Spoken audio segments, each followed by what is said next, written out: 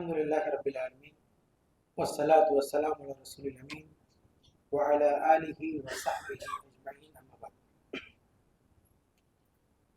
محترم حاضرین، سامعین سامعات، آج کے درس میں انشاءاللہ جس موضوع پر کچھ باتیں آپ حضرات کے سامنے پیش کرنے کی کوشش ہوگی وہ ہے اہل حدیث کی خصوصیات.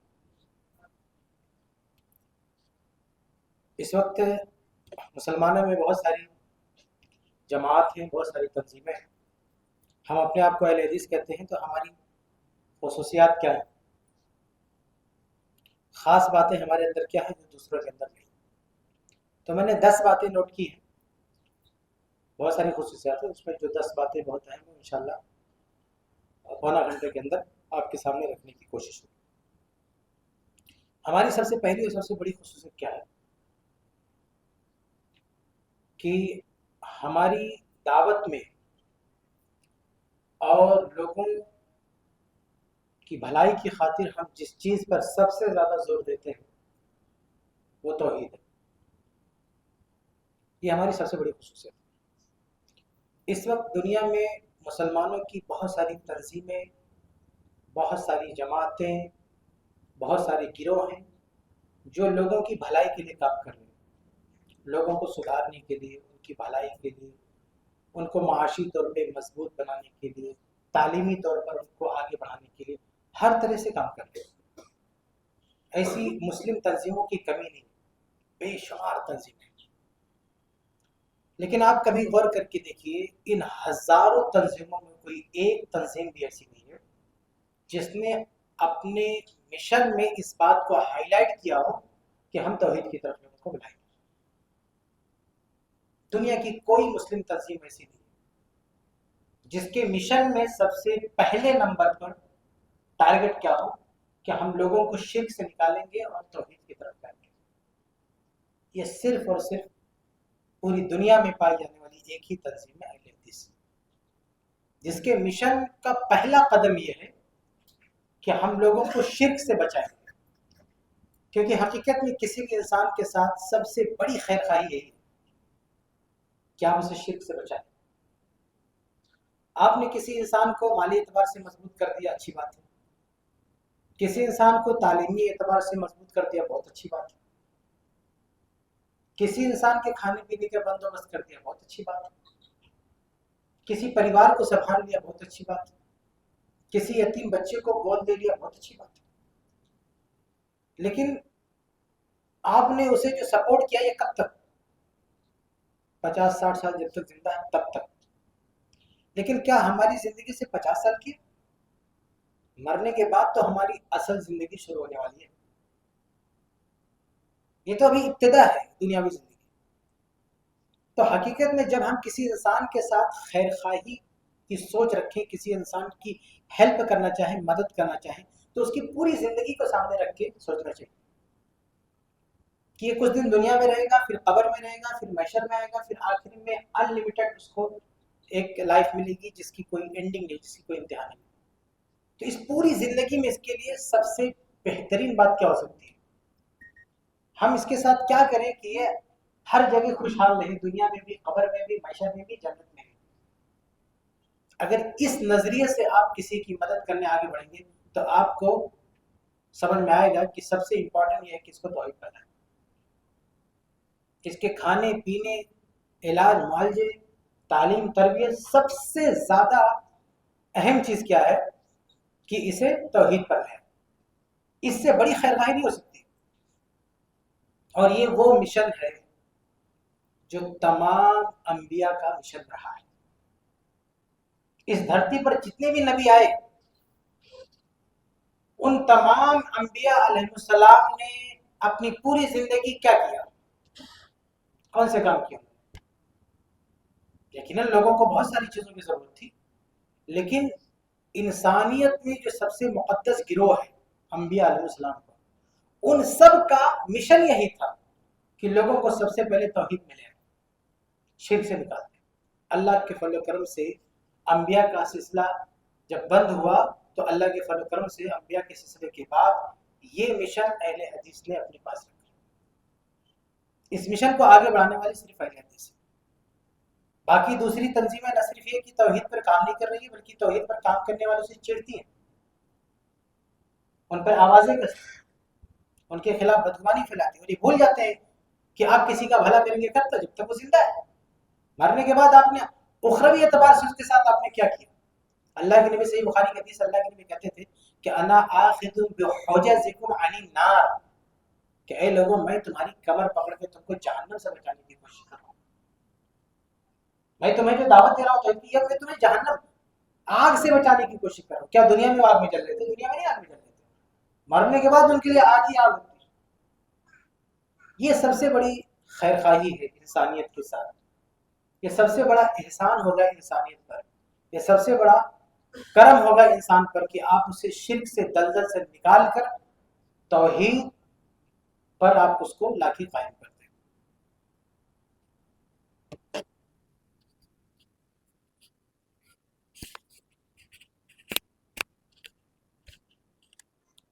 تو یہ سب سے پہلی خصوصیت ہے جماعت اہل حدیث کی, کہ جماعت اہل حدیث لوگوں کے عقیدے کے لیے فکر مند ہوتی ہے, کہ لوگوں کا عقیدہ صحیح ہو, رب سے ان کا رشتہ مضبوط ہو. اور اسی لیے تو اللہ تعالیٰ نے ہم کو پیدا کیا. قرآن میں اللہ نے کہا وَمَا خَلَقْتُ الْجِنَّ وَالْإِنسَ إِلَّا لِيَعْبُدُونَ, ہم نے انسان و جناتوں کو پیدا کیا تاکہ وہ صرف میری عبادت کریں. لِيَعْبُدُونَ, تاکہ وہ صرف میری عبادت کریں. تو اسی لیے تو ہماری تخلیق ہوئی ہے, اس لیے تو ہم کو پیدا کیا گیا ہے تاکہ ہم صرف اللہ کی عبادت کریں. تو اگر یہی ہم نہیں کر رہے تو ہماری جینا زندہ رہنے کا کیا فائدہ؟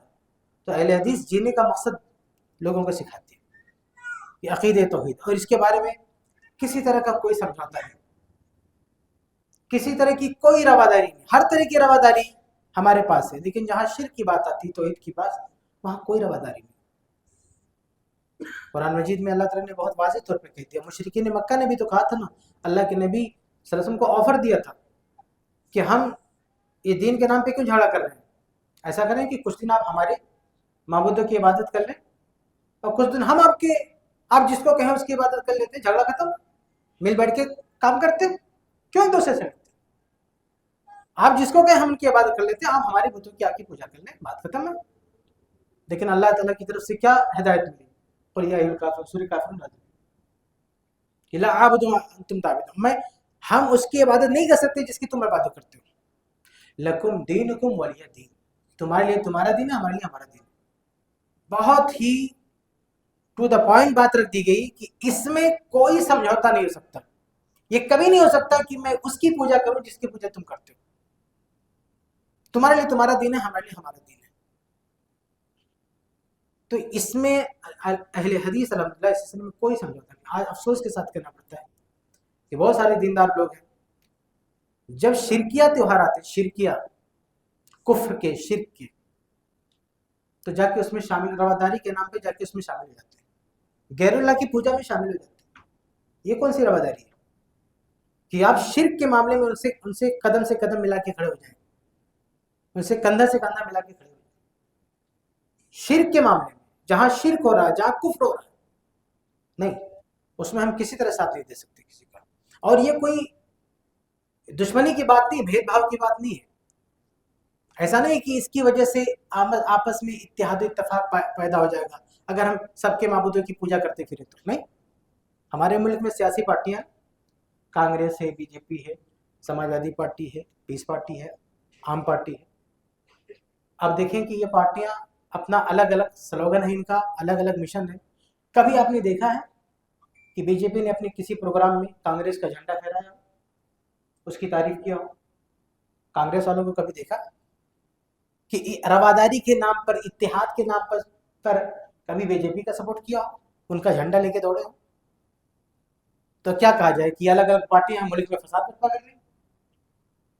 دین کے نام پہ ہم سے کہا جاتا ہے کہ سب ایک دوسرے کے گلے مل جاؤ. دنیاوی اعتبار سے ٹھیک ہے, ہم گلے ملنے کے لیے تیار ہیں. دنیاوی اعتبار سے کوئی کافر ہے, مشرک ہے, کوئی بھی ہو, ہم اس کے ساتھ ہر طرح کا دکھ درد بانٹنے کے لیے تیار ہیں. لیکن توحید کے معاملے میں نہیں. توحید کے معاملے ہم تمہارا ساتھ نہیں دے سکتے. یہ سیاسی پارٹیاں ہیں، یہ ووٹ کے معاملے میں کسی کا ساتھ نہیں دیں گے. یہ کانگریس والے بی جے پی والوں کی بیمار ہو گئے علاج کرا دیں گے، راشن پہنچا دیں گے، سب کچھ دے دیں گے، لیکن جب ووٹ کی بات آئے گی تو تمہارے لیے تمہاری پارٹی، ہمارے لیے ہماری پارٹی. ان کے اس رویے پر کوئی فساد نہیں ہوتا ہے. اور ہم توحید کے بارے میں یہی پالیسی اپنائیں تو ہم فتنہ برپا کریں. آپ دنیاوی کرسی کے لیے، معمولی سے کرسی کے لیے، ووٹ کے لیے، ستا کے لیے آپ کہتے ہیں تمہارا جھنڈا تمہارا، ہمارا جھنڈا ہمارا، تمہاری پارٹی پارٹی، ہماری پارٹی پارٹی. تو ہم توحید کے لیے بات کرتے ہیں نا، تمہارا معبود تمہارا معبود، ہمارا معبود ہمارا. سیاسی پارٹی میں ممکن ہے کہ ایک آدمی بی جے پی میں میرے، کانگریس میں ایسا ممکن ہے؟ ہماری دین میں ویسا ممکن نہیں ہے کہ مسلمان بھی رہو اور غیر مسلم بھی رہو، یا تو غیر مسلم رہو تو مسلمان، دونوں ممکن نہیں. تو الحمدللہ یہ دعوت ہے اہل الحدیث کی کہ توحید کے معاملے میں ہمارا کوئی سمجھوتا نہیں. ہمارا بیان بہت ہی واضح طور پر ہے کہ ہم اللہ کی عبادت کرنے والے، اللہ کے علاوہ کسی کی عبادت کرنے والے نہیں. یہ ہمارا فیت ہے، یہ ہمارا عقیدہ ہے، اس میں ہم کوئی ملاوٹ برداشت کرنے کے لیے تیار نہیں.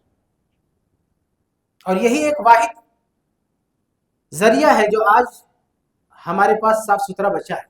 ہماری ساری عبادتوں میں خلل ہے، نہ ہماری نماز ڈھنگ کی ہے، نہ ہمارا روزہ ڈھنگ کا ہے، ہماری ساری عبادتیں ہمارے ساتھ کوتاہی ہے. لیکن یہی ایک واحد دولت ہمارے پاس توحید، جس میں ہم کوئی سمجھوتا نہیں کر رہے. یہ سب سے بڑی دولت ہے ہماری. تو یہ اہل الحدیث کی یہ پہلی خصوصیت ہے. آگے بڑھتے اور بھی باتیں بیان کرنی ہے، ورنہ صرف اسی پر ہم بات کریں تو کافی وقت جا سکتا ہے. دوسری جو ہماری اہم خصوصیت ہے وہ یہ کہ ہم اللہ رب العالمین کی صفات، اللہ تعالیٰ کی کمالات پر یقین رکھتے ہیں اور لوگوں کو بتاتے ہیں. دوسری بہت ساری جماعتوں میں آپ دیکھیں گے قرآن میں جو اللہ تعالیٰ کی صفات آئی اس کی تعویل کریں گے.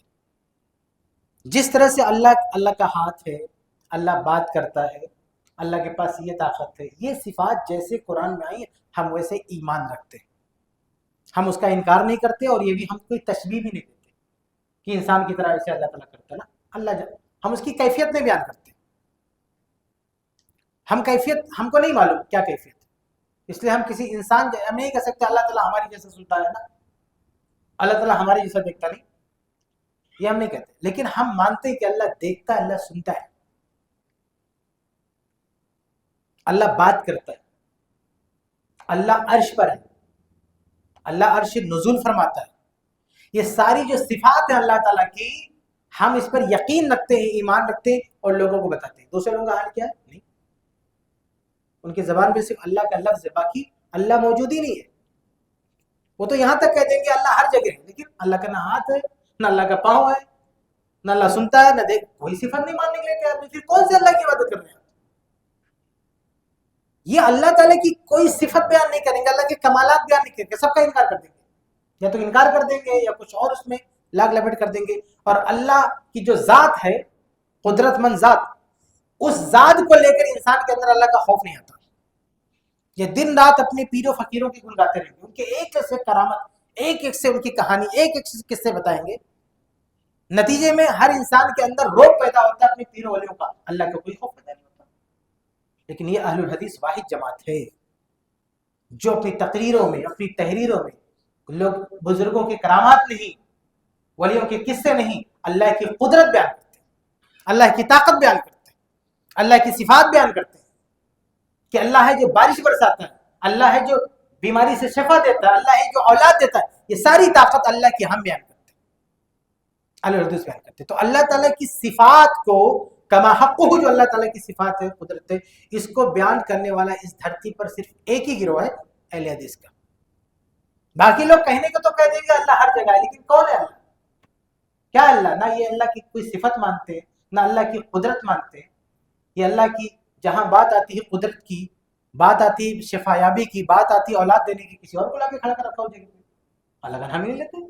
تو بندہ کیا اللہ سے جڑے گا بھائی؟ اللہ سے کیا دعا کرے گا؟ اللہ سے کیا مانگے گا؟ تو یہ اہل الحدیث ہے جو توحید پر الحمدللہ، اس کے ساتھ ساتھ اللہ تعالیٰ کی صفات کو لوگوں کو بتاتے ہیں، اللہ تعالیٰ کی قدرت کو بیان کرتے ہیں.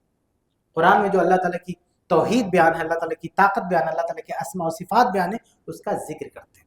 یہ دوسری خصوصیت ہے اہل الحدیث کی. آگے بڑھتے ہیں. اہل الحدیث کی تیسری خصوصیت ہے کہ وہ اللہ تعالیٰ کے بعد اس زمین میں انسانوں میں سب سے زیادہ محبت اللہ کے نبی صلی اللہ علیہ وسلم سے کرتے ہیں.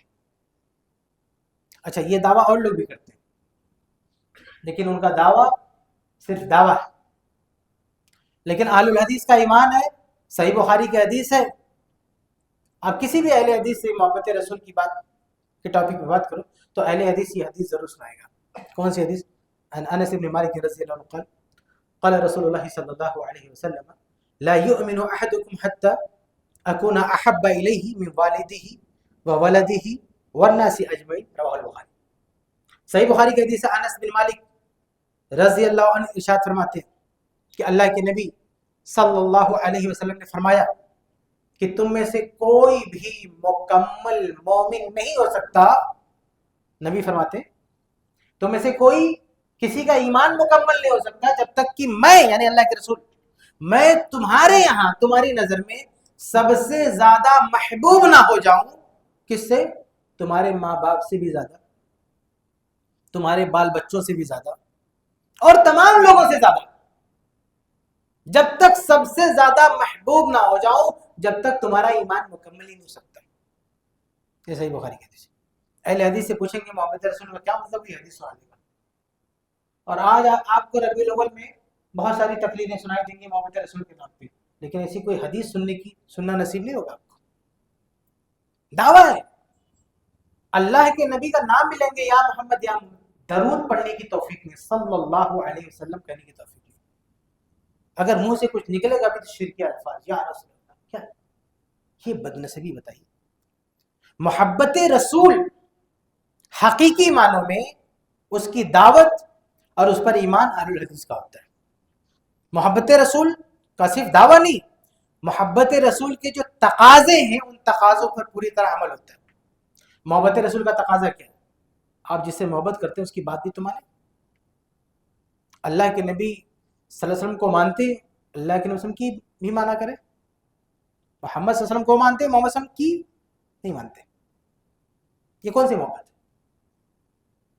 کہ اللہ دعویٰ کرے کہ ہم اللہ کے نبی سے بڑی محبت کرتے ہیں, اب باتیں صاحب کسی اور سے سیکھنے کے لیے چلے گئے, اللہ کے نبی کی بات کیوں نہیں مانتے؟ تو الحمدللہ اہل الحدیث اللہ کے نبی صلی اللہ علیہ وسلم سب سے زیادہ محبت کرتے ہیں اور اس کا ثبوت بھی دیتے ہیں. پریکٹیکل ان کی لائف میں, ان کی عبادتوں میں محبت رسول کی جھلک دکھائی دیتی ہے. سب سے بڑی عبادت کیا ہے؟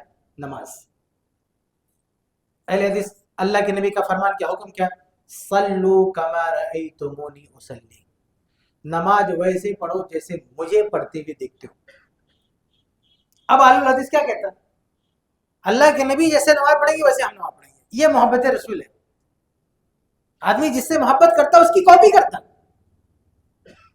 ہم کسی کو بھی دیکھو, کوئی کسی سے محبت کرے گا تو اس کا کردار, اس کا چال چلن سب کچھ کاپی کرے گا.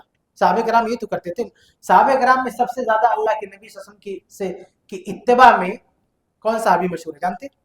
ایک صحابی تھے جو اتباع رسول میں حد سے آگے بڑھے ہوئے تھے. کیا نام تھا, کوئی بتا سکتا؟ کیا نام تھا اس صحابی کا؟ سارے صحابہ متبع رسول تھے لیکن ایک صحابی کو زیادہ ہی اتباع میں ڈوبے ہوئے تھے. کیا نام تھا ان کا؟ ہاں, عبداللہ بن عمر رضی اللہ عنہ, عمر فاروق کے بیٹے. اللہ کے نبی کہیں جا رہے ہیں قضاء حاجت کے لیے, استنجا کے لیے بیٹھ گئے, دوبارہ اس راہ سے عبداللہ بن عمر کا گزر ہو رہا, وہ بھی وہاں بیٹھ جاتے. اللہ کے نبی کسی سفر میں کسی راستے سے گزرے ہیں, مان لیجیے ظہر بعد نکلے اور راستے میں عصر کا ٹائم آ گیا تو وہیں رک کے عصر کی نماز پڑھے اللہ کے نبی. اگر اس راہ سے اس ٹائم پہ عبداللہ بن عمر کا گزر ہوتا ہے وہ بھی وہیں اسٹاپ لیں گے, وہیں عصر کی نماز پڑھیں گے. حالانکہ یہ مطلوب نہیں ہے, یعنی اللہ کے نبی نے اس کا مطالبہ نہیں کیا تم بھی ایسے کرو, لیکن یہ کمال محبت کہ اللہ کے نبی کی ہر چیز کاپی کرنے کا شوق. یہ ہوتی نا محبت کہ اللہ کے نبی نے جیسے کہا ہے ویسے ہم کہیں. آپ صحابہ کرام کمال جائیں, صحابہ کرام جب حدیث بیان کرتے تھے تو اللہ کے نبی کی محبت کا کمال دیکھیں. موطا وغیرہ کی روایت ہے, ایک صحابی کہتے ہیں کہ اربع, 4 چیزیں ہیں, 4 عیب ہیں اگر قربانی کے جانور میں ہے تو جانور کی قربانی نہیں ہوگی. تو ایسے ہاتھ اٹھاتے ہیں, کہتے ہیں اصابی اکثر من اصابی رسول اللہ, نبی نے اسے ہاتھ اٹھا کے کہا تھا. تو یہ بھی ہاتھ اٹھائے تو بولے لیکن میرے ہاتھ تھوڑا چھوٹے ہیں, جیسے اللہ کے نبی نے اٹھایا تھا اس طرح بھی نہیں اٹھا پاؤں گا. مطلب کس طرح سے کاپی کر رہے ہیں, اگر تھوڑا سا نقص ہو رہا ہے بیان میں تو بھی وضاحت کر دے رہے ہیں کہ اللہ کے نبی کی انگلیاں تھوڑی بڑی تھی, اس طرح اپنے ہاتھ اٹھا, میری انگلیاں چھوٹی ہیں, لیکن ایسے اللہ کے نبی نے کہا تھا. اللہ کے نبی کوئی بات بولتے ہوئے بیچ میں مسکرا رہے ہیں, صحابہ اس کو رپورٹ کر رہے تو بھی مسکرا رہے ہیں. یہ نا محبت, یہ محبت رسول ہے کہ آپ صلی اللہ علیہ وسلم کی ہر ادا کی کاپی کریں, آپ صلی اللہ علیہ وسلم کے ہر عمل کی کاپی کریں. اللہ کے نبی سب سے اہم عبادت نماز ہے, نماز میں ایک ایک چیز جیسے نبی نے پڑھی تھی ویسے ہم پڑھیں. یہ اہل الحدیث کہتا ہے, چاہے نماز ہے, روزہ ہے, جتنی بھی عبادتیں ہیں اہل حدیث کا پوری محنت آپ دیکھیے اس پہ لگی ہوئی ہے کہ نبی نے عبادت کیسے انجام دی, اس کا پورا فوکس اسی پہ ہوتا ہے. کیونکہ محبت رسول کا تقاضا یہی ہے کہ جس سے آپ محبت کرتے ہیں آپ اس کی پیروی بھی کریں. محبت رسول میں ایک بہت اہم چیز ہے ختم نبوت پر ایمان, کہ اللہ کے نبی کے بعد اب کوئی اور نبی نہیں آئے گا. ہمارا اہل حدیث کا یہ ایمان ہے, سارے مسلمان کا یہ دعویٰ ہے کہ نبی کے بعد کوئی نبی نہیں آئے گا. لیکن اس دعوے میں سچائی آپ کو صرف اہل حدیث کیا ملے گی. اللہ کے بعد کوئی, اللہ کے نبی کے بعد کوئی نبی نہیں آ گیا, اس کا کیا مطلب؟ اور لوگوں کے ہاتھ کیا دکھائی دیتا ہے, ان کے ختم نبوت کا یہ مطلب دکھائی دیتا ہے کہ اللہ کے نبی کے بعد کوئی دوسرا بندہ اپنے آپ کو نبی نہیں کہہ سکتا, بس باقی وہ ہر کوئی دعویٰ کر لے جو نبی کا ہوتا ہے. وہ کہہ دے میرے پاس جبریل آتے ہیں, کوئی فرق نہیں پڑتا. وہ کہہ دے اللہ مجھے دین کے بتا دے, کوئی فرق نہیں پڑتا. وہ کہہ دے کرامت کے نام پہ معجزہ دکھاتے, کوئی فرق نہیں پڑتا. بھائی جب نبی نہیں آئیں گے اس کا مطلب کیا اب کوئی معجزہ دکھانے والا نہیں آ سکتا, اب کسی کے پاس جبریل سے وحی نہیں آ سکتی ہے, اب ڈائریکٹ اللہ تم کو دین نہیں دے سکتا. یہ نا ختم نبوت کا مطلب. ختم نبوت کا مطلب یہ ہے نا کہ اللہ کے نبی کی جو خصوصیات تھی ان خصوصیات کا حامل شخص اب پیدا نہیں ہو سکتا. یہ ختم نبوت کا مطلب ہے. یہ اہل الحدیث کی جماعت سمجھاتی ہے ختم نبوت کا مطلب. دوسرے لوگ کیا کرتے ہیں, کہتے ہیں کوئی بندہ اپنے آپ کو نبی نہیں بول سکتا, یہ نبی کا ٹائٹل نہیں لے سکتا, باقی خوبیاں سب لے کے بیٹھ جائے. ہاں کہ اللہ سے ہم باتیں کرتے, ہماری معراج ہوئی, ہم اللہ کے پاس گئے, اللہ گر رہا تھا ہم نے ہاتھ پھیلا کے روک لیا. یہ کیا ہے, نبی سے بھی آگے بڑھ رہا ہے. ہاں حد ہوگی, نبی سے بھی آگے بڑھ رہا اور کہتا میرا ختم نبوت میں کہیں گا ایمان. ایک شخص لکھتا ہے کہ امتی نبیوں سے علم میں آگے نہیں بڑھ سکتے, عمل میں آگے بڑھ سکتے ہیں. کون سا ختم نبوت پر ایمان ہے تمہارا؟ صحیح بخاری کی حدیث, اللہ کے نبی صلی اللہ علیہ وسلم فرماتے ہیں انا اتقاکم للہ و اشقاکم للہ, اخشاکم للہ, میں تمہیں سب سے زیادہ متقی, سب سے زیادہ اللہ سے ڈرنے والا ہوں. نبی کا مقابلہ کون کر پائے گا؟ یہ جرات کیسے ہوتی کہنے کی کہ ہم نبی سے فلاں چیز میں آگے بڑھ جائیں گے؟ کیسے آگے بڑھ جائیں گے؟ دین کے معاملے میں کوئی بھی, ختم نبوت کا مطلب یہ کہ کوئی بھی شخص دین کے معاملے میں اللہ کے نبی سے آگے نہیں بڑھ سکتا. نہ اللہ کے نبی سے زیادہ اس کے پاس علم ہو سکتا ہے, نہ اللہ کے نبی سے زیادہ اس کی عبادت ہو سکتی ہے. کچھ بھی کر لے اللہ کے نبی سے آگے نہیں بڑھ سکتا. تو یہ اہل الحدیث جو محبت رسول کا دعویٰ کرتے ہیں تو الحمدللہ محبت رسول کا جو تقاضا ہے اس کو پورا کرتے ہیں. اہل الحدیث مانتے ہیں کہ پوری دھرتی پر نبی سے افضل کوئی نہیں ہو سکتا. ایک جماعت ہے محرم میں تقریر کرتی ہے, کیا بولتی ہے؟ کہتی ہے کہ سب سے بڑا قائد وہ ہے, کہا کہ ایک قائد وہ ہے جو اپنے ساتھیوں کو بلاتا ہے کہ آؤ میرے طرف, اور آتا کوئی نہیں. یعنی نبی کو چھوڑ کے اکیلا بھاگ جاتے ہیں.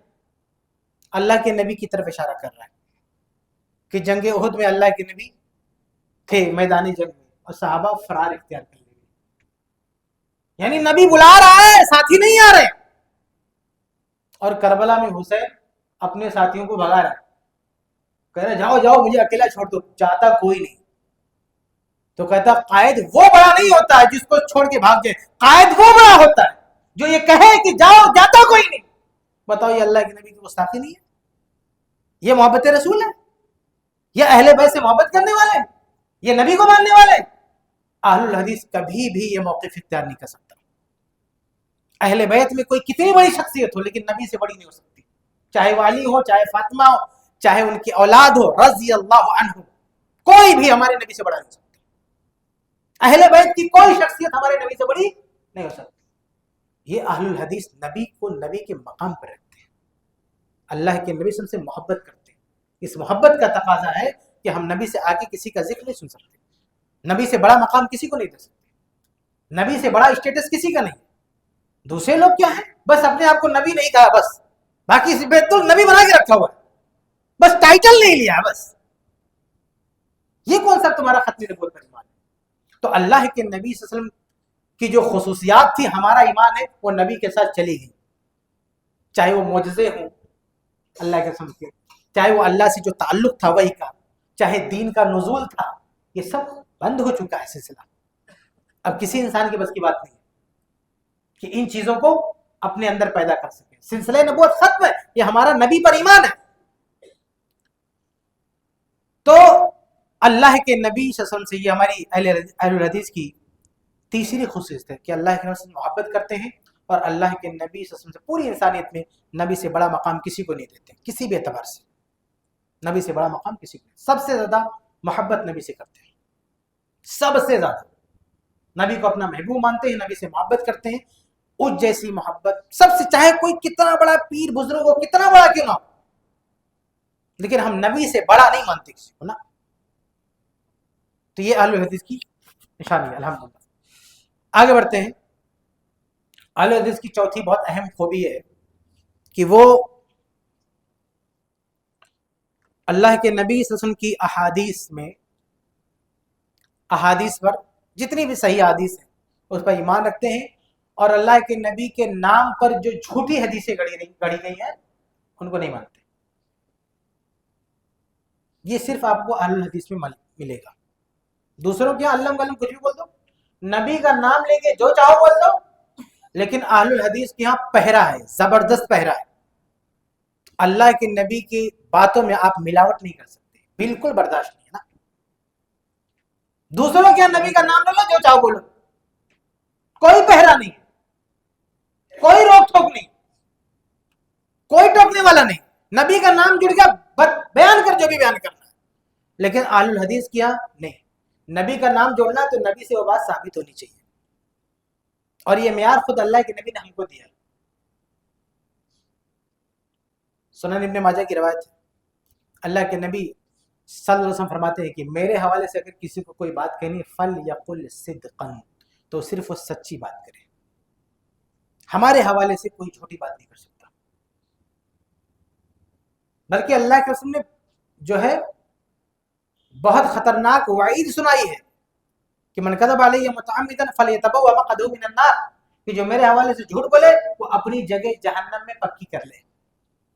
اتنی خطرناک وعید ہے. اسی لیے اہل الحدیث نے اللہ کے نبی صلی اللہ علیہ وسلم کی احادیث کو جھوٹی احادیث سے الگ کرنے کے لیے پورا ایک فن مرتب کیا، جس کو اصول حدیث کہتے، علم حدیث کہتے، جس کو جرح و تعدیل کا فن کہتے. ایک کسوٹی بنا کے رکھی ہے، اس میں پرکھنے سے دودھ کا دودھ پانی کا پانی ہو جاتا کہ بات نبی کی ہے کہ نہیں ہے. نبی کی ہے تو مانیں گے، نہیں ہے تو ریجیکٹ کر دیں گے. صرف نبی کے حوالے سے بیان کرنے سے ہم نہیں مانیں گے. حدیث کس کو کہتے ہیں؟ حدیث کی ڈیفینیشن کیا ہے؟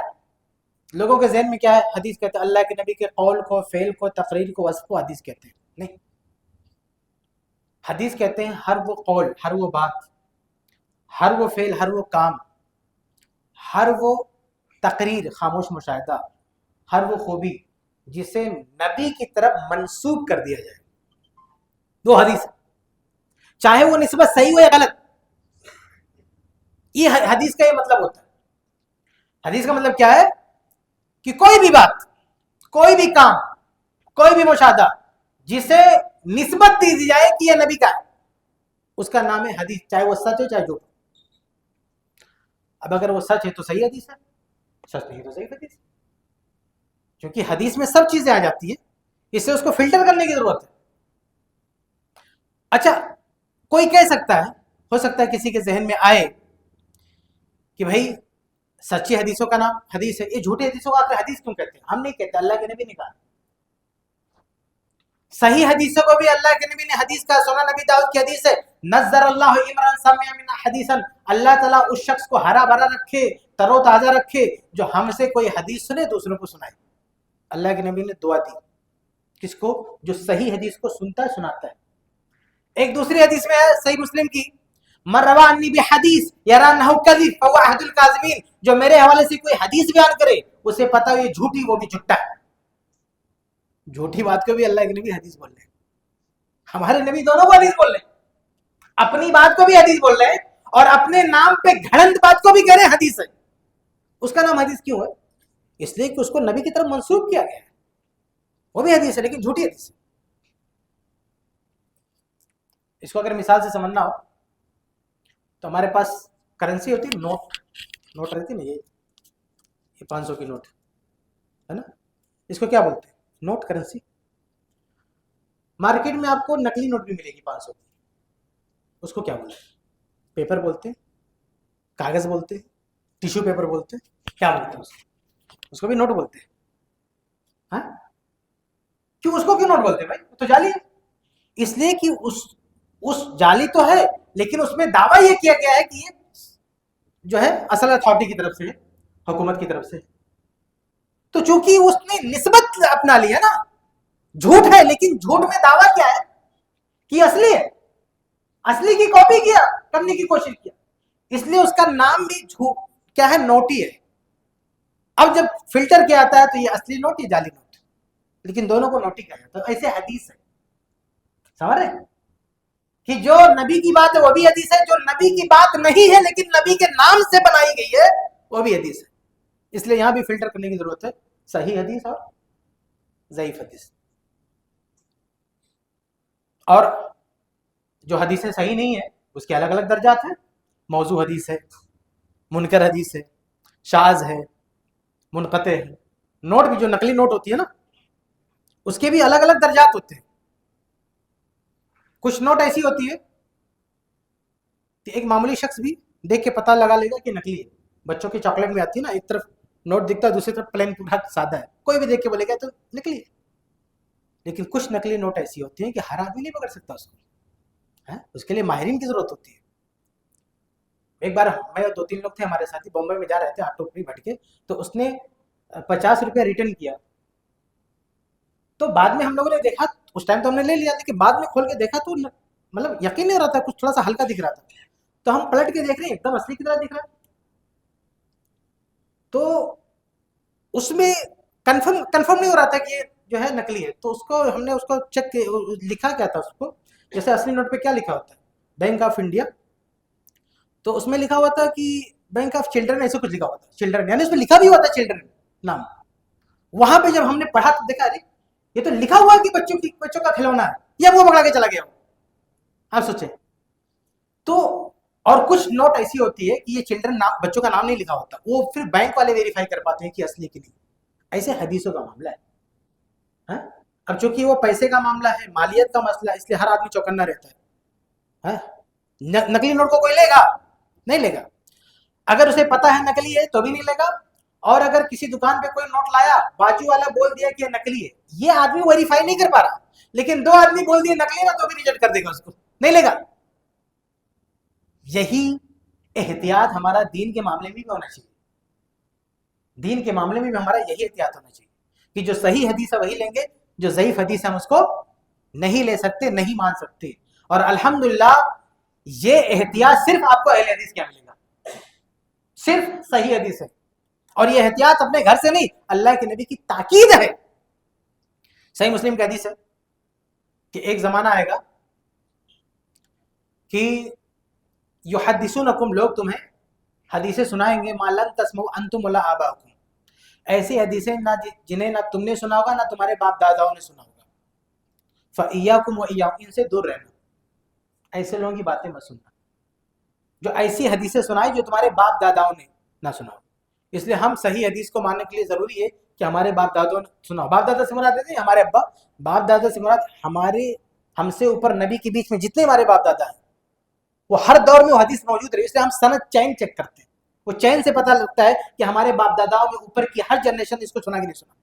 اگر کہیں بھی جو ہے چین ٹوٹ رہا ہے ہم اس کو ریجیکٹ کر دیتے، کیونکہ اللہ کے نبی نے گائیڈ لائن دی کہ اگر باپ دادا نے نہیں سنا اس کو نہیں ماننا.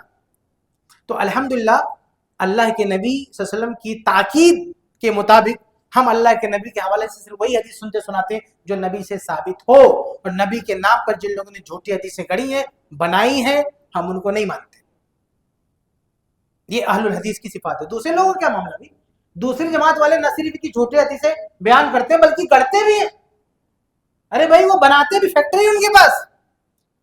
جیسے کچھ کرمنل نا نقلی نوٹ بناتے ہیں، ہاں کچھ کرمنل آپ کو ایسے ملیں گے جعلی نوٹ کا کاروبار کرنے والے، جو کبھی کبھی بہت ہمدردی دکھاتے ہیں، کسی غریب کی مدد کر دیں گے، کسی اس کی مدد کر دیں گے. مقصد کیا ہو گیا کہ ہمیں غریبوں کی مدد کرنا، بیچاروں کو کوئی پیسہ نہیں دیتا، اس لیے ہم نقلی نوٹ چھاپنے کی مدد کر رہے ہیں. ایسے دین میں جو نقلی حدیثیں بنانے ان کا بھی یہ جذبہ ہوتا ہے. ایک بندہ تھا جو قرآن کے تعلق سے بڑی حدیثیں کرتا تھا. وہ جو حدیث ہے نا سورہ یاسین قرآن کا دل ہے، اس ٹائپ کی ساری حدیثیں ایسی لوگوں کی گڑی ہوئی. پکڑا گیا، پوچھا گیا کیوں ایسا کر رہا ہے؟ کہہ رہا لوگوں کو قرآن سے قریب کرنے کے لیے ایسا کر رہا ہوں، لوگوں کو قرآن سے قریب کرنے کے لیے. اللہ کے نبی کی باتیں کافی نہیں ہے لوگوں کو قرآن سے قریب کرنے کے لیے، تو آیا بنانے کے لیے حدیث ہے. تو ایسے بہت سارے لوگوں نے، کچھ لوگوں نے اپنے کاروبار کو پروموٹ کرنے کے لیے حدیثیں گڑھی. ایک زمانے میں، بلکہ میرے خیال سے ہر زمانے میں جو حکیم لوگ ہوتے تھے اس زمانے کے طبیب ڈاکٹر، وہ بیگن کا جو سبزی ہے نا اس کو بہت زیادہ اس کو کھانے کی طاقت نہیں کرتے تھے. کچھ اس میں پرابلم ہے، تھوڑا بڑا کھا لے لیکن آدمی عادی نہ ہو. تو ایک آدمی کا بیگن کا کچھ کاروبار تھا، اس نے دیکھا ہمارا تو گھاٹا ہو رہا ہے، اس نے حدیث بنا لی. کیا؟ الباذنجان شفاء من کل داء ولا داء فیہ، کہ بیگن ہر بیماری کے علاج ہے، اس میں کوئی بیماری نہیں ہے. حدیث بنا لیا. بتائیے اسے کتنے لوگ حدیث بناتے چلے گئے اپنی دکان چمکانے کے لیے. کسی نے کسی کو خوش کرنے کے لیے حدیث بنا لیا، کسی نے اپنی پارٹی کو پروموٹ کرنے کے لیے، پرچار کرنے کے لیے حدیث بنا لیا. ایسے بہت سارے نمونے.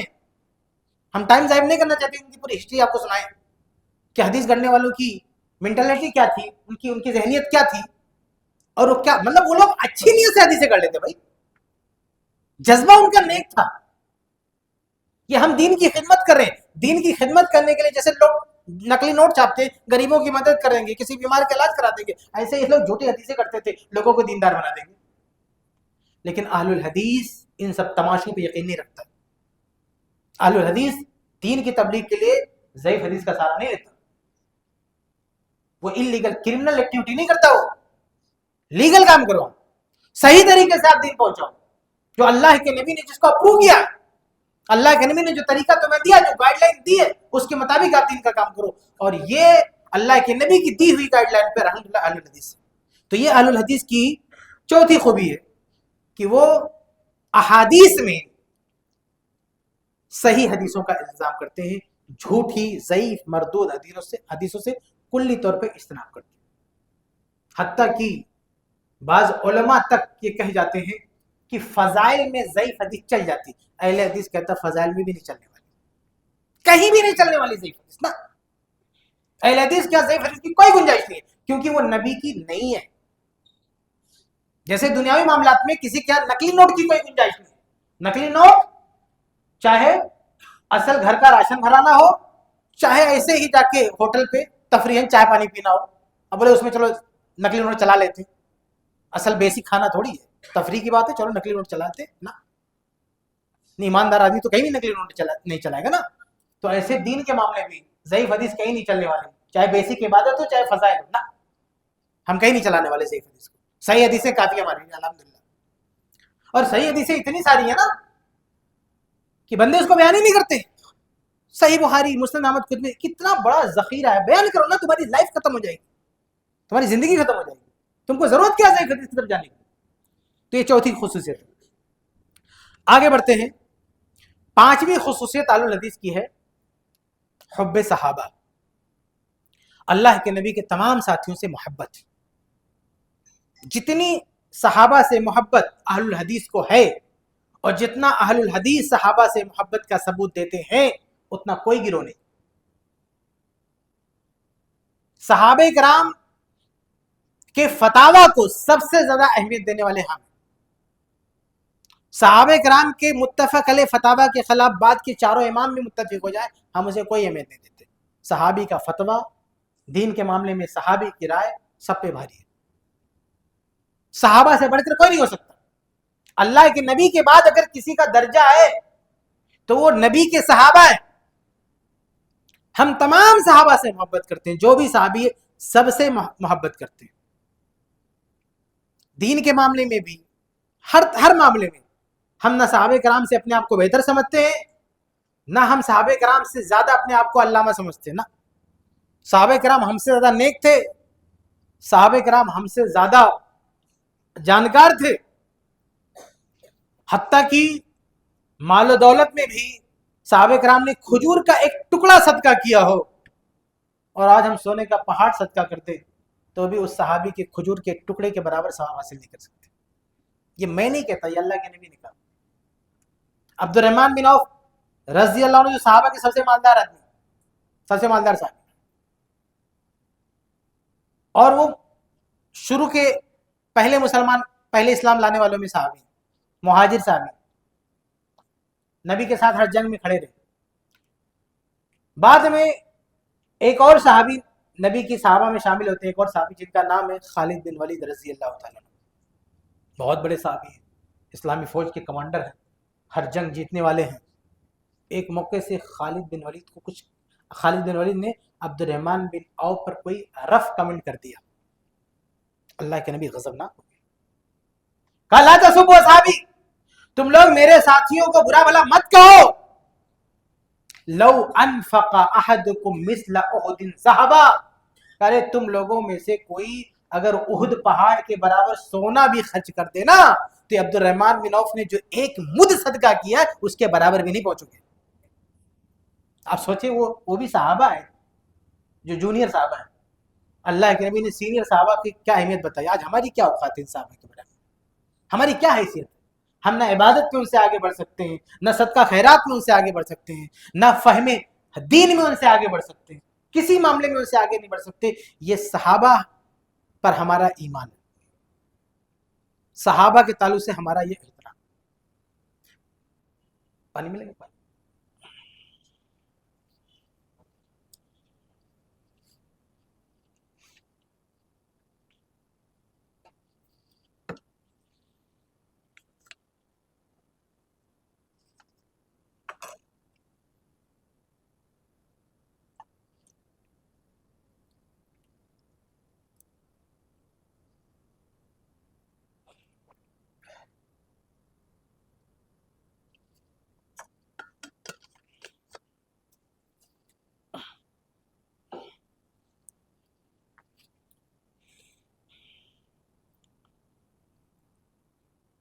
صحابہ کرام سے احترام کا ایک بہت اہم تقاضا یہ بھی ہے، صحابہ کرام کے احترام کا، ان سے محبت کا، کہ ان کے درمیان آپس کی جو رنجشیں ہیں، آپس کے جو اختلافات ہیں، صحابہ کے آپس کے اختلاف کبھی بہت شدید بھی ہوئے ہیں، حتیٰ کہ لڑائیاں تک ہو گئی.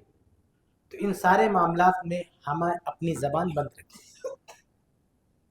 ہمیں کوئی حق نہیں پہنچتا کہ ہم ان اختلافات پر اپنی طرف سے کوئی کمنٹ کریں کہ ان دو میں سے فلاں صحیح تھا فلاں غلط تھا. ہماری کیا اوقات ہے ان کے درمیان صحیح غلط کی تفریق کرنے والے؟ آج بہت ساری تنظیمیں، بہت ساری جماعتیں جن کا اڑنا بچھونا یہی ہے کہ صحابہ میں کون صحیح تھا کون غلط تھا. حالانکہ ان کا اختلاف تھوڑی دیر کے لیے تھا، وہ بھی ختم ہو گیا، وہ بھی اختلاف ختم ہو گیا. لیکن ان کا آپ دیکھیں گے بڑا عجیب غریب رویہ ہے. بھئی ایک طبقہ ایسا ہے، امام اہل حدیث کی اہمیت بتا رہے ہیں، آپ تقابل کرتے ہیں اہل حدیث میں فرق کیا. وہ سب سے زیادہ ان کا دعویٰ ہوتا ہے کہ ہم بڑی سماج سیوا کرتے ہیں، ہم لوگوں کی تعلیم و تربیت پر بڑا دھیان دیتے ہیں، ہم قوم و ملت کی بڑی خدمت کرتے ہیں. وہ لوگ کیا کہیں گے؟ وہ لوگ کہیں گے سارے مسلمانوں کے ایک پلیٹ فارم پہ آج متحد ہونے کی ضرورت ہے. وہ کہیں گے کوئی شرک کر رہا ہے جان کرنے دو، قبر کی پوجا کر رہا ہے کرنے دو، بدعت کر رہا ہے کرنے دو، کلمے کی بنیاد پر ایک پلیٹ فارم پہ آ جاؤ. سنا کہ نہیں سنا؟ آپ نے سنا ہوگا ایسے لوگ کہتے ہیں کلمے کی بنیاد پر ایک پلیٹ فارم پہ آ جاؤ. یعنی شرک بدعت کا اختلاف ہے، شرک کفر کا اختلاف، ایمان اور کفر کا اختلاف ہے، شرک اور توحید کا اختلاف ہے، سنت اور بدعت کا اختلاف ہے. ان سارے اختلافات کو بھلا دو، اتحاد کے لیے ایک پلیٹ فارم پہ آ جاؤ. اب جب سب کو ایک پلیٹ فارم پہ جب لے آتے ہیں تو کیا کرتے ہیں پتا؟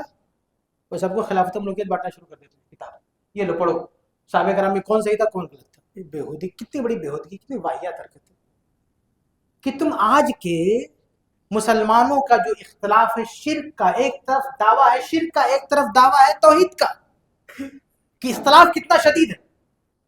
کوئی کہتا ہے یہ مشرک اختلاف شرک اور توحید کا ہے، سنت اور بدعت کا ہے، کفر اور ایمان کا اختلاف ہے. وہ کہتے ہیں اختلاف بھول جاؤ، بات مت کرو اختلاف کی.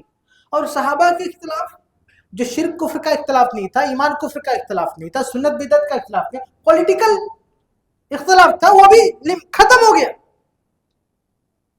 کہہ رہی اس پہ حجت کرو، اس پہ آ کے بحث کرو.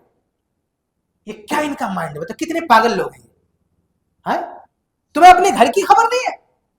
آج کے مسلمان کوئی قبر کی پوجا کر رہا ہے، کوئی شرک کر رہا ہے، اللہ کو گالیاں دے رہا ہے، بدعتیں ایجاد کر رہا ہے. کہتے نہیں ان سارے اختلافات سے نظریں چورا لو، کلمے کی بنیاد پر اکٹھا ہو. اللہ کے بندے، صحابہ کرام کا کلمہ ایک نہیں تھا؟ ارے ان کا کلمہ بھی ایک، ان کی توحید میں بھی وہ ایک ہے، کلمے میں ایک ہے، منہج میں ایک ہے، عقیدے میں ایک ہے، سنت میں ایک ہے، سب میں ایک ہے. پھر بھی قرید رہا نہیں، ان میں اختلاف تھا. اور یہ دعویٰ کرتے ہیں ہم اتحاد کی بات کرتے ہیں. جہاں اختلاف جو تھا صحابہ کا وہ ختم ہو گیا. جو اختلاف ختم ہو گیا اس میں کیڑے نکال رہا ہے، اس میں اختلاف پیدا کر رہا ہے. صحابہ کرام جو متحد تھے، صحابہ کرام جو ایک جماعت تھے، صحابہ کرام جو ایک دوسرے سے محبت کرنے والے تھے، ان کو تو کہہ رہا ہے کہ وہ اختلاف کرنے والے تھے. اور تیری اوقات یہ ہے کہ شرک کفر میں ڈوبا ہوا ہے، سنت و بدعت کا اختلاف. اگر یہ سب بھلا دو، یہ سب تو بھلا سکتا تو صحابہ کرام کا اختلاف کیوں نہیں بھلا سکتا؟ اس کا مطلب من میں چور ہے، من میں چور ہے. صحابہ کرام کے نام پر، ان کے اختلاف کے نام پر دکان چمکانی ہے. لیکن اہل الحدیث اپنی دکان چمکانے کے لیے، دنیا کمانے کے لیے صحابہ کرام کی عزتیں نہیں اٹھاتا. وہ کہتا چپ رہو. صحابہ کرام کے اختلاف بہت معمولی اختلاف تھے، ان اختلاف کو قریدو مت. وہ اختلاف ختم ہو گئے، وہ معاملہ گیا، پھر مسلمان متحد ہو گئے، صحابہ متحد ہو گئے. اچھا وہ اختلاف جو صحابہ کرام تھا، یہ لوگ ایسا دکھاتے نا کہ صحابہ کرام کا پورا گروہ لڑ گیا، یعنی صحابہ کرام میں دو ٹکڑے ہو گئے، ایک علی کی طرف، ایک معاویہ کی طرف رضی اللہ عنہ. جبکہ جھوٹی بات ہے. صحیح بات ہے کہ اس وقت صحابہ کرام کی تعداد 10,000 تھی. 10,000 میں لڑنے والوں میں 30 صحابہ بھی نہیں تھے، 30 صحابہ بھی نہیں لڑنے والے بچے تھے. اختلاف بہت چند صحابہ کے درمیان ہوا تھا. ایک شخص ہے نا انٹرنیٹ پہ، وہ کہتا ہے کہ یہ بتاؤ اس زمانے میں اگر تم ہوتے تو علی کے ساتھ ہوتے کہ معاویہ کے ساتھ، کس کا ساتھ دیتے؟ بتاؤ. کیسا جذباتی سوال ہے. ہماری آفس میں بھی کچھ لوگ ایسے آئے، بولے اس زمانے میں اگر آپ رہتے تو علی کا ساتھ دیتے کہ معاویہ کا ساتھ دیتے؟ میں نے کہا تم بتاؤ تم کس کا ساتھ دیتے؟ تو کہنے لگے کہ ہم علی کا ساتھ دیتے. مجھ سے پوچھے کہ تم کس کا ساتھ دیتے؟ میں کہا میں ان دونوں میں کسی کا ساتھ نہیں دیتا، میں سعد بن ابی وقاص کا ساتھ دیتا ہوں. کیونکہ تم بتا رہے ہو دو ہی گروہ نہیں تھا، صحابہ کا 3 گروہ تھا. جب اختلاف ہوا تو صحابہ کا 3 گروہ تھا، ایک علی رضی اللہ عنہ کا گروہ، ایک معاویہ رضی اللہ عنہ کا گروہ جو آپس میں لڑ رہا تھا، اور ایک سعد بن ابی وقاص کے گروہ جو کہہ رہا تھا لڑائی مت کرو، سب الگ ہو جاؤ، جو اتحاد کی دعوت دے رہا تھا اس وقت، جو آپسی ملاپ کی دعوت دے رہا تھا. اور سعد بن وقاص کون ہے جانتے؟ جنتی صحابی ہیں. وہ ٹاپ 10 صحابہ جن کو جنت کی بشارت دی گئی، ان میں ایک کون ہے؟ سعد بن ابی وقاص سے. وہ کہتے تھے آپس میں مت لڑو، اور ان کے پاس ایک تو روک رہے تھے، اور آپ دیکھیں ان کے پاس پلس پوائنٹ کیا تھا؟ سب سے بڑی بات ہے کہ ان کے پاس دلیل تھی. وہ حدیثیں بیان کرتے تھے. نبی نے کہا یہ بتائے گا آپس میں فتنے ہوں گے، ایسے فتنے میں تم کسی کا ساتھ مت دینا، سب سے الگ ہو جانا. تو وہ حدیثیں پڑھ پڑھ کے سب کو الگ کر رہے تھے اختلاف سے. اور یہ جو علی رضی اللہ عنہ، معاویہ رضی اللہ عنہ، ان کے پاس لڑنے کے لیے کوئی دلیل نہیں تھی. سنن ابی داؤد کی روایت، علی رضی اللہ عنہ کو روک کے پوچھا گیا کہ آپ یہ جو لڑائی کرنے جا رہے ہیں آپ کے پاس کوئی دلیل ہے؟ بولے نہیں، یہ میرا اجتہاد ہے. معاویہ رضی اللہ عنہ سے پوچھا کہ آپ کے پاس کوئی دلیل ہے، آپ کیوں لڑ رہے ہیں؟ کہا میں کہاں لڑ رہا ہوں، میں تو خون عثمان کا بدلہ چاہتا ہوں، بدلہ دے دیں، ہم لڑائی ختم کر دیتے. کسی کے پاس لڑنے کی کوئی دلیل نہیں. اور سعد بن ابی وقاص سے بولتے کہ آپ کیوں نہیں لڑنے جا رہے؟ میں کہا کیوں لڑنے جاؤ، اللہ کے نبی نے کہا نہیں لڑنا، آپس کی باتوں مت لڑنا. وہ حدیث پڑھ دیتے فوراً. بتاؤ یہ 3 گروہ ہیں، ایک علی کا، ایک معاویہ کا، ایک سعد کا. دلیل صرف سعد رضی اللہ عنہ کے پاس ہے کہ ایسے وقت میں لڑائی نہیں لڑنا. یہ بندہ کہتا ہے کہ میں ہوتا تو معاویہ کے گردن پہ تلوار رکھ دیتا. ایک صحابی کہتے ہیں جب فتنہ ہوگا، آپس میں لڑائی شروع ہوگی، تو اپنی تلوار پتھر پہ رکھ کے توڑ دینا. نبی نے فرما کے کہ پتھر پہ تلوار رکھنا. جب مسلمان صحابہ آپس میں لڑ جائے تو اپنی تلوار کس پہ رکھنا؟ پتھر پر، اور یہ کہتا ہے میں ہوں تو معاویہ کے سر پہ تلوار رکھ دیتا ہوں۔ صاحب بن ابی وقاص وہی کہہ رہے تھے، وہ حدیثیں یاد دلا رہے تھے کہ نبی نے کہا کہ تلوار توڑ دینا، ہم اپنی تلوار توڑ رہے ہیں، نہیں لڑیں گے۔ بلکہ بعض صحابہ تو وہ لڑائی کا لوکیشن چھوڑ کے دور جا کے بس گئے تاکہ ہم سے کوئی کمیونیکیشن نہ کر پائے، کیا ہمارے گروپ میں شامل ہو جاؤ۔ بلکہ جو صحابہ لڑائی میں اترے بھی، ان میں سے بھی کئی صحابہ میدان جنگ میں جا کے بھی کسی پر وار نہیں کیا، جیسے علی رضی اللہ عنہ کی طرف سے حسن گئے تھے ان کے بیٹے، کسی کو مکھی کو بھی نہیں مارا۔ معاویہ کی طرف سے عبداللہ بن عمرو بن عاص گئے تھے، کسی مکھی کو بھی نہیں مارا۔ لوگ پوچھتے تھے کہ آپ کو نہیں لڑنا کیوں آگے؟ میں ابا کا لحاظ کرتی ہوں، آگے مجھے نہیں لڑنا، اپنے بھائی سے لڑائی نہیں لڑنا۔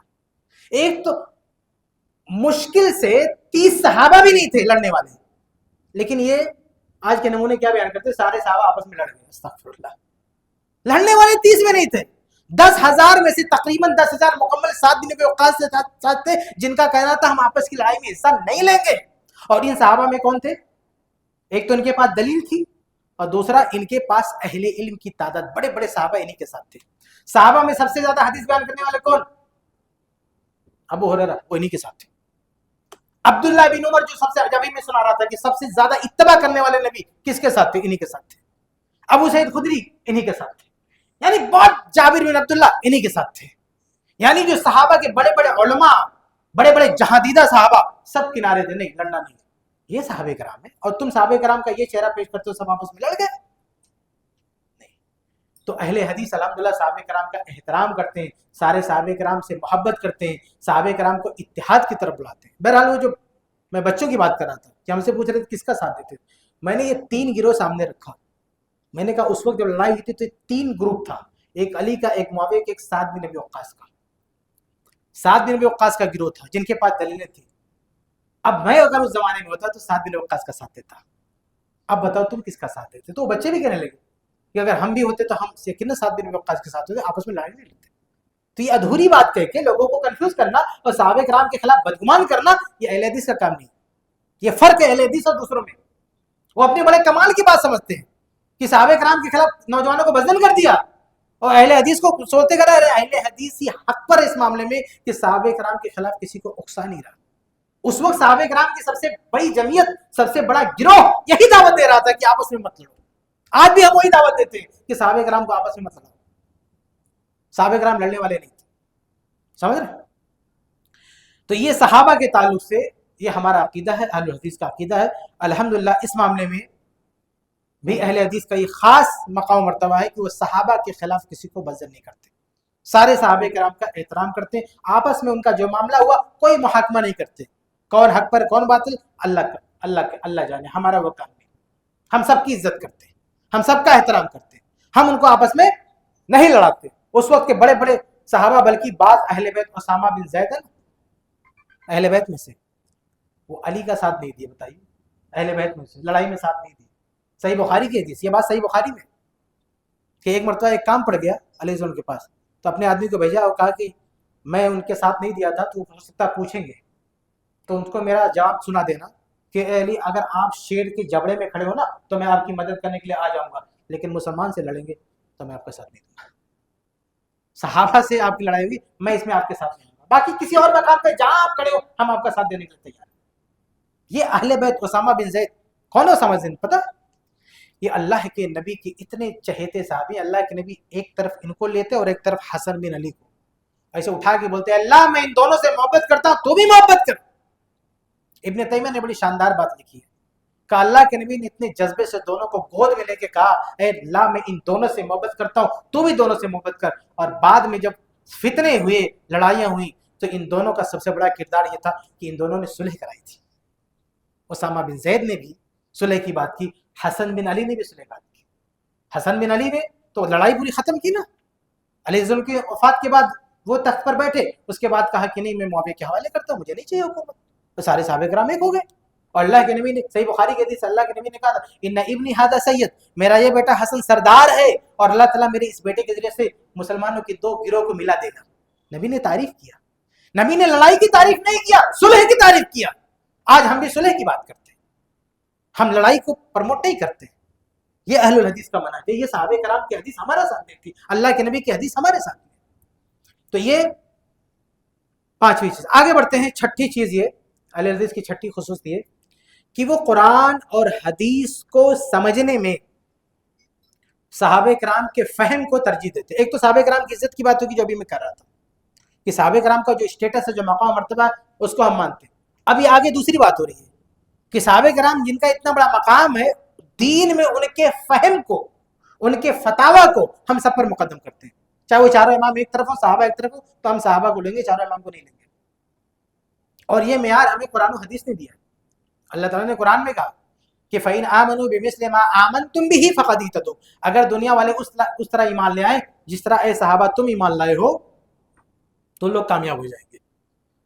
تاریخ واسط کی روایت اللہ کے نبی صلی اللہ علیہ وسلم فرمایا کہ پرانی قوم میں 72 فرقے ہوئے، اس قوم میں 73 فرقے ہوں گے، اس میں سے ایک حق پر ہوگا. پوچھا گیا کون حق پر ہوگا؟ کہا ما انا علیہ الیوم و اصحابی، کہ حق پر وہ ہوگا جو اس چیز پر ہوگا جس پر میں ہوں. نبی کس پر تھے؟ قرآن اور صحیح حدیث. لیکن اتنا کہہ کر خاموش نہیں، کہا وہ اصحابی، اور میرے صحابہ جس پر. اس لیے ہم کیا کہتے ہیں کہ قرآن اور حدیث کو کیسے سمجھنا؟ جیسے صحابہ نے سمجھا.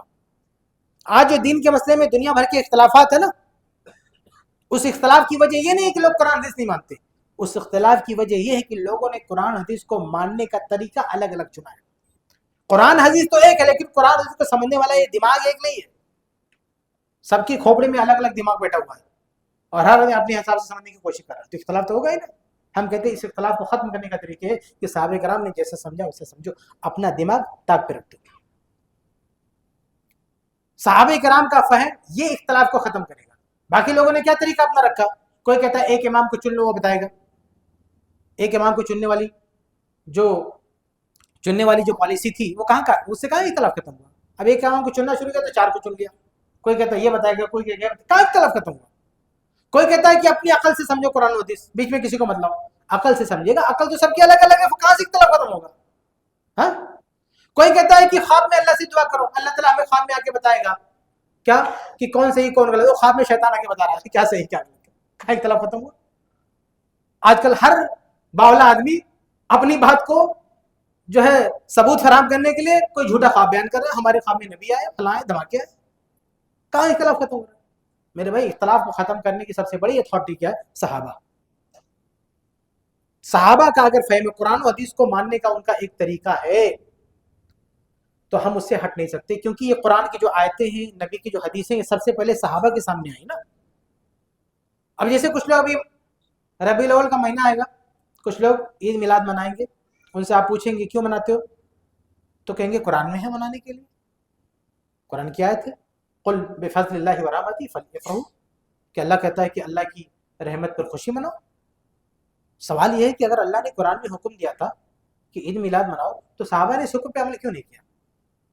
جو صحابہ نبی کے لیے جان دینے کے لیے تیار تھے، ان صحابہ نے آخر نبی، اچھا انہی صحابہ کو جب نبی یہ کہتے کہ نماز پڑھو تو اتنا نماز پڑھتے کہ نبی کو روکنا پڑتا ہے. انہی صحابہ کو جب یہ حکم تھا زکوٰۃ دو تو پوری دولت اٹھا کے دے رہے، نبی کو روکنا پڑتا ہے اپنے بال بچوں کے لیے بچا کے رکھو. انہی صحابہ کو جب حکم ہوتا ہے کہ روزہ رکھو تو اتنا روزہ رکھتے ہیں کہ نبی کو روکنا پڑتا ہے، ارے بھائی ناگا بھی کرو. لیکن ان صحابہ کو حکم دو کہ میلاد مناؤ تو کوئی نہیں مناتا. یہ کیسے ہو سکتا ہے؟ اس کا مطلب ہم یہ نہیں مان سکتے کہ صحابہ نے عمل نہیں کیا، ہم یہ مانیں گے کہ یہ حکم ہے ہی نہیں آیت میں، آیت میں کوئی اور چیز. تو اختلاف کو ختم کرنے کے لیے یہ صحابہ کرام کا فہم ہے کہ صحابہ کی زندگی میں جو چیز دین نہیں تھی آج بھی وہ چیز دین نہیں ہو سکتی ہے. آگے بڑھتے ہیں. 7ویں چیز میں بات ختم کروں گا، کافی وقت ہوگی، مجھے 10 پوائنٹ پیش کرنا، میں 7ویں پہ آتا ہوں. 7ویں چیز یہ ہے کہ ہم دین میں سنت کے مقابل میں بدعت کو برداشت نہیں کرتے. یہ ہماری نشانی ہے اور الحمدللہ ہمارے دشمنان کو بھی یہ اچھی طرح معلوم ہے کہ ہمارے یہاں بدعت نہیں چلنے والی. اس لیے وہ لوگ بدعت کی 2 کیٹیگری کرتے ہیں. کہتے ہیں بدعت نہیں مانو گے، ٹھیک ہے، بدعت سیئہ ہے اس کو مت مانو، ہم آپ کے ساتھ ہیں، لیکن کچھ بدعت حسنہ ہوتی ہے اس کو تو مانو. ہم کہتے ہیں ہمارے یہاں نہ بدعت سیئہ نہ بدعت حسنہ، کچھ نہیں. دین میں کوئی بھی نئی چیز ہم مان ہی نہیں سکتے. اللہ کے نبی کے دور میں دین مکمل ہو چکا ہے. اللہ کے نبی کے دور میں دین مکمل ہو چکا ہے. اس مکمل دین کے بعد اب آپ کوئی چیز ایڈ نہیں کر سکتے، بالکل بھی ایڈ نہیں کر سکتے. ہم اس میں کوئی چیز اضافہ نہیں کر سکتے. جو بھی دین بننا تھا نبی کے دین دور میں بن چکا ہے، اب کوئی چیز نئی چیز اس میں نہیں آ سکتی ہے۔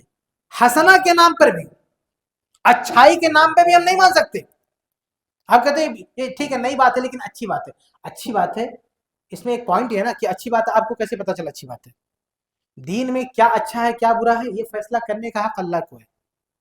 آپ کو اچھا لگ رہا ہے، کیا گارنٹی ہے کہ اللہ کو بھی اچھا لگے گا؟ ابھی آپ نے کہا نا یہ اچھا کا ٹائٹل آپ دیا، اللہ نے تھوڑی دیا، تو آپ کے اچھا کہنے سے تھوڑی اللہ کے نظر میں بھی اچھا ہو جائے گا، اللہ کیا اچھا ہو جائے گا؟ دین میں اچھا وہ ہے جو اللہ اچھا کہے۔ دین دھرتی پر نہیں بنتا، اتبعوا ما انزل الیکم، قرآن کہتا ہے کہ اتباع کرو اس دین کے جو آسمان سے اتارا گیا ہے۔ دین آسمان سے نازل ہوتا ہے، دھرتی پہ بنتا نہیں ہے، اس لیے کوئی کتنا بڑا علامہ فہمہ ہو وہ دین نہیں بنا سکتا۔ حسنہ کے نام پہ بدعت نہیں چلنے والی۔ آپ دیکھیں کہ کتنی سخت وارننگ بدعت کے خلاف، کہ ہر جمعہ کے دن ہمارا خطیب منبر پہ کھڑا ہو کے خطبہ حاجہ میں یہ لائن پڑھتا ہے، کل بدعت ضلالہ، ہر بدعت گمراہی ہے۔ 1400 سال سے سارے خطیب کہتے ہیں ہر بدعت گمراہی ہے، پر آج تم کہتے نہیں بدعت ہے، کچھ بدعت اچھی بھی ہے۔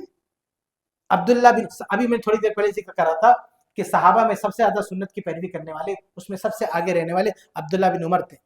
ابن بطہ وغیرہ نے صحیح سند سے نقل کیا، وہ کہتے ہیں کل بدعت ضلالہ وان رآها الناس حسنہ، ہر بدعت گمراہی ہے چاہے لوگ اسے اچھا ہی کیوں نہ سمجھیں۔ مسند دارمی کی روایت ہے نا کہ کوفہ کی مسجد میں کچھ لوگ کنکر پتھر لے کے اتنے بار سبحان اللہ اتنے بار الحمدللہ کہیں گے۔ عبداللہ بن مسعود کو پتہ چلا تو کہا ابھی اللہ کے نبی کے برتن پرانے نہیں ہوئے، تم لوگوں نے بدعت ایجاد کر لی۔ ان لوگوں نے کیا کہا اے صحابی ما اردنا الا الخیر، ہمارا ارادہ تو نیک تھا، ہم تو اللہ سبحان اللہ ہی کہہ رہے ہیں نا، کوئی غلط بات تو نہیں کر رہے ہیں۔ عبداللہ بن مسعود نے کہا کم من مرید للخیر لن یصیبہ، کتنے لوگ ہیں جو خیر تلاش کرتے ہیں لیکن پاتے نہیں۔ خیر اپنے من سے نہیں ملتا، اللہ کے نبی کی اتباع سے ملے گا دین کے معاملے۔ تو یہ ہمارا منہج ہے اس بارے میں کہ ہم سنت کا التزام کرتے ہیں، بدعت کی ہمارے یہاں کوئی گنجائش نہیں۔ آگے بڑھتے ہیں، 8ویں چیز ہے کہ ہمارے یہاں اتباع ہے، تقلید نہیں۔ اتباع کا مطلب یہ کیا ہے کہ اللہ اس کے رسول کا فرمان کنفرم ہو جائے تبھی ہم مانتے ہیں۔ تقلید کا مطلب کیا ہے؟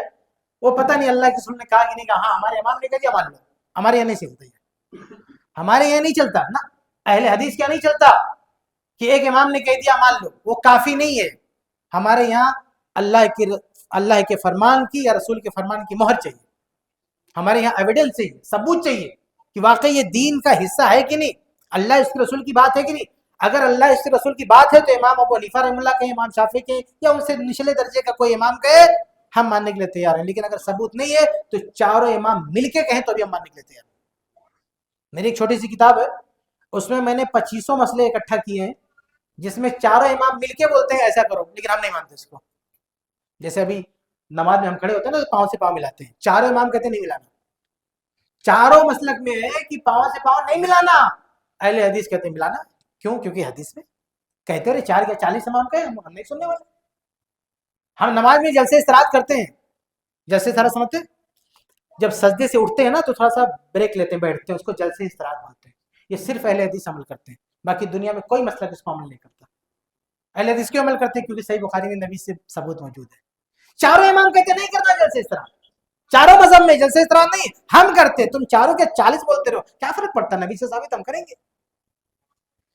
عید میں کتنا خطبہ ہے؟ عید میں ہم ایک، جمعہ میں 2 خطبہ رہتا ہے، عید میں ایک خطبہ، ایک۔ پوری دنیا والے 2 خطبہ پڑھتے ہیں عید میں، سارے مقلد، حنفی، شافعی، مالکی، حنبلی، چاروں مل کے 2 خطبہ دیتے ہیں عید میں۔ یہ 4 کا 40 دیتے ہیں، ہمیں کوئی فرق نہیں پڑتا، ہم صرف ایک خطبہ دیں، کیونکہ اللہ کے نبی عید میں صرف ایک خطبہ دیا۔ 3 طلاق کا مسئلہ دیکھو، چاروں مل کے بولتے ہیں، 3 بولا تو 3 ختم۔ 1 سٹنگ میں اگر کسی نے بولا طلاق طلاق ختم، بیوی ختم اس کی، ہم کہتے ہیں 4 کیا 40 بولتے رہے، کوئی فرق نہیں پڑتا۔ اللہ کے نبی حدیث مسلمت کی ہے کہ فی مجلس واحد، اگر ایک مجلس میں کہا تو ایک ہی مانی جائے گی۔ یہ ہے اہل حدیث اتباع، ہم تقلید نہیں کرتے، ہم دلیلوں کے غلام ہیں، ثبوتوں کے غلام ہیں۔ اگر ثبوت آ گیا، دلیل آ گئی تو ہم سرنڈر ہو جائیں گے، چاہے ہم 50 سال سے کوئی عمل کر رہے ہوں، زندگی کے آخری لمحوں میں پتہ چلا کہ غلط، ہم چھوڑ دیں گے۔ لیکن اگر دلیل نہیں ہے تو 50 علماء کی مہر لگا کے باتیں لے آؤ، ہم نہیں ماننے والے اس کو، ٹھیک ہے؟ تو ہم اتباع کے قائل ہیں، تقلید کے قائل نہیں۔ ہمارے یہاں تقلید کی کوئی گنجائش نہیں، کسی بھی لاگ لپٹ کی کوئی گنجائش نہیں، اس کے لیے کوئی بات نہیں۔ ایک مستقل موضوع ہے، میں اس پہ بات زیادہ نہیں کروں گا، بس خلاصہ یہ کہ ہمارے یہ امتیاز ہے کہ ہم متبع ہیں، ہم مقلد نہیں ہیں۔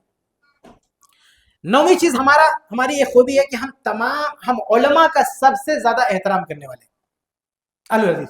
یہ جو مقلد ہے نا، جو ہم کو بلیم کرتے کہ یہ لوگ علماء کو نہیں مانتے، یہ صرف ایک امام کو بیٹھ کے پکڑی نہیں، ایک لمیٹڈ علماء کو بک کیا ہوا ہے کہ ان سے سیکھیں گے. باقی جو دوسرے علماء کا گروپ ہے، جیسے کوئی حنفی ہے، اب اس کے یہاں جو علماء حنف ہے بس وہی کام کے، باقی شافعی کے علماء، مالکیہ کے علماء، حنابلہ کے علماء کوئی کام کے نہیں. اہل حدیث کہتا ہے یہ دنیا بھر کے علماء ہمارے کام کے، ہم سب سے سیکھیں گے، سب کی محنت کی قدر کرتے ہیں. ان میں سے کسی بھی کمیونٹی کا کوئی ہو اگر وہ دلیل لے کے آتا ہے ہم جھکنے کے لیے تیار ہیں. ہمارے یہاں کوئی لمیٹڈ گروپ، کوئی کیپنگ نہیں ہے، کوئی گروپ نہیں ہے علماء کا، سارے علماء اہل سنت کے سارے علماء ہمارے علماء ہیں. اتنی بڑی تعداد میں علماء سے عقیدت رکھنے والی واحد جماعت اہل الحدیث ہے. بس اہل الحدیث کے پاس جتنے علماء ہیں اتنے علماء کسی جماعت کے پاس نہیں. یہ چاروں فرقوں کے، یہ چاروں تقلیدی گروپ کے جتنے علماء ہیں ہم سب سے سیکھتے ہیں، ہم سب سے استفادہ کرتے ہیں. سب کی انرجی، سب کی صلاحیت الحمدللہ ہمارے کام آتی ہے. اور تم نے چند لوگوں کو کھڑا کر کے رکھا صرف انہیں سے سیکھو گے، یہ تمہارا گھاٹا ہے. یہ اہل حدیث کی خصوصیت ہے کہ وہ سارے علماء سے سیکھتے سارے. ہاں وہ کہتے ہیں کہ تم 4 امام کو نہیں مانتے. ارے بھائی ہمارے پاس بہت سارے امام ہیں، 4 کیا، ائمہ، محدثین، مفسرین سب ہمارے امام. کہتے ہیں اماموں کو نہیں مانتے. ہم سے زیادہ اماموں کو کون مانتا بھائی؟ شرم آنی چاہیے. ایک امام کو مانتا اور ہم کو کہتا ہے امام کو نہیں مانتا. تو ایک امام کو، ہمارے پاس ہزاروں امام ہیں اور ہم امام کو نہیں مانتے. جو آدمی ہزاروں اماموں کو مان رہا ہے تو کہہ رہے امام کو نہیں مانتے. جو ایک کو مانتا، صرف ایک کو، باقی 3 کو، چاروں میں 3 کو ریجیکٹ کر دیتا اور وہ کہتا ہم بڑے امام والے. ایک کو مان کے امام والا، اور ہم کیا ہزاروں کو، چاروں کو مانتے، ہزاروں کو مانتے، ہم امام کو نہیں ماننے والے. بس ہمارا اتنا کہنا ہے کہ بھائی جس امام نے بھی قرآن و حدیث کے خلاف بات کر دی، انجانے میں دلیل نہیں ملی، کوئی بھی مسئلہ، ہم اس کو چھوڑ دیتے بس. اس کے علاوہ ہم علماء کی شان میں کوئی گستاخی نہیں کرتے، ہم کوئی بدتمیزی نہیں کرتے، ان کی عزت کرتے ہیں، ان کی ریسپیکٹ کرتے ہیں، ان کی احترام کرتے ہیں. لیکن قرآن و حدیث کے خلاف کوئی بات آتی اس کو ہم چھوڑ دیتے. آخری بات، 10ویں چیز، ہمارے یہاں اگر عصبیت تعصب نہیں ہے. تعصب مطلب کہ ہماری کمیونٹی کا ہے تو غلط بھی کہے تو کچھ سپورٹ کرنا، یہ ہمارے پاس نہیں ہے. یہ صرف اہل الحدیث کی نشانی ہے. دوسرے گروپ میں کیا ہے، ان کا عالم غلط بھی بولے گا تو لوگ اس کا سپورٹ کریں گے. یہ صرف واحد جماعت اہل حدیث، اگر اس کا عالم غلط بولے گا کوئی سپورٹ کرنے کے لیے تیار نہیں. یہ صرف اہل حدیث میں آپ کو دکھے گا، صرف اہل حدیث جماعت میں آپ کو دکھے گا کہ اگر اس کا کوئی عالم کہیں کچھ کوئی مسٹیک، غلطی ہو گئی تو کوئی اس کی حمایت کرنے والا نہیں نا. دلیل اس کے پاس نہیں ہے تو کوئی اس کے ساتھ نہیں کھڑا ہوگا نا. عقیدت، عصبیت نہیں ہے، تعصب نہیں ہے کہ ہمارے گروپ کا ہے تو چلو ہم اس کو سپورٹ کریں گے چاہے غلطی کو نا. عصبیت نہیں ہے. کوئی ہمارا مخالف ہی کو نہ ہو، اگر وہ دلیل سے بات کرنے والا جو اپنے آپ کو اہل حدیث نہیں کہتا لیکن دلیل لا کے ہم کو تھما دے تو ہم ماننے کے لیے تیار ہیں. ایسی مثالیں ہیں الحمدللہ ہمارے پاس. ہم اہل حدیث کی بہت بڑی تعداد ایک زمانے سے بچے کے پیدا ہونے پر کان میں اذان دیتی تھی.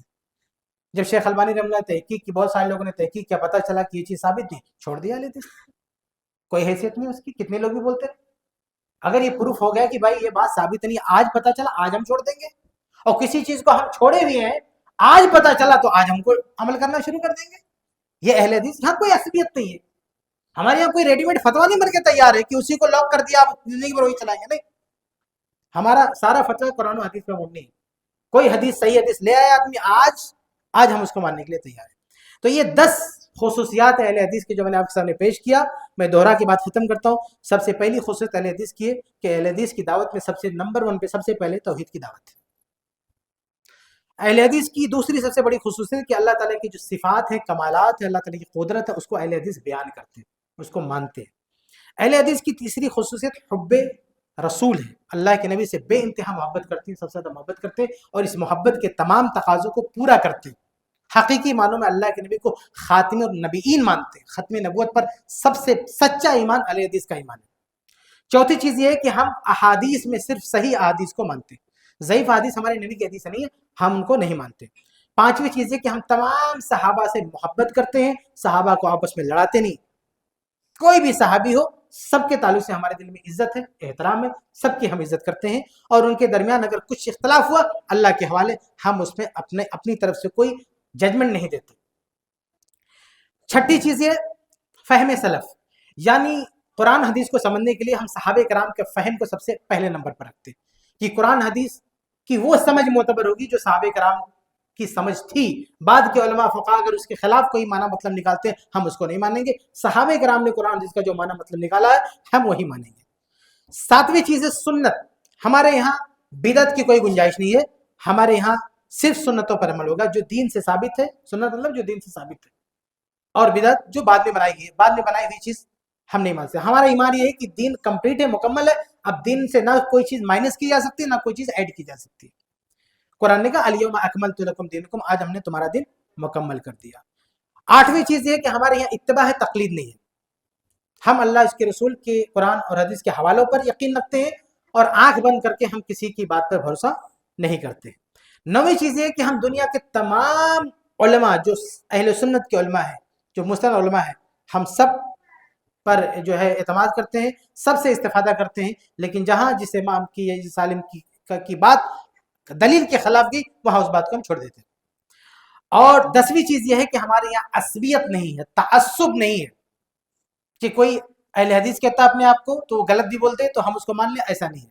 ہمارا اپنا بندہ، ہمارا اپنا عالم، ہمارا اپنا محقق، ہمارا اپنا محدث، اگر اس سے چوک ہو جاتی ہے تو ہم صاف طور سے اس کی بات کو چھوڑ دیتے ہیں. یہ 10 خصوصیات وہ ہیں اہل حدیث کے اندر جو آپ کو دوسری جگہ شاید نہ ملیں یا بہت کم ملیں. اللہ سے دعا ہے کہ اللہ تعالیٰ ہم سب کو توفیق عطا فرمائے کہ ہم صحیح منہج پر قائم رہیں، قرآن و حدیث کی پیروی کریں جب تک زندہ رہیں، ایمان اسلام پر. جب موت ہو تو ایمان اسلام پر. اللہ تعالیٰ ہم سب کو اس کی توفیق دے. آمین رب العالمین.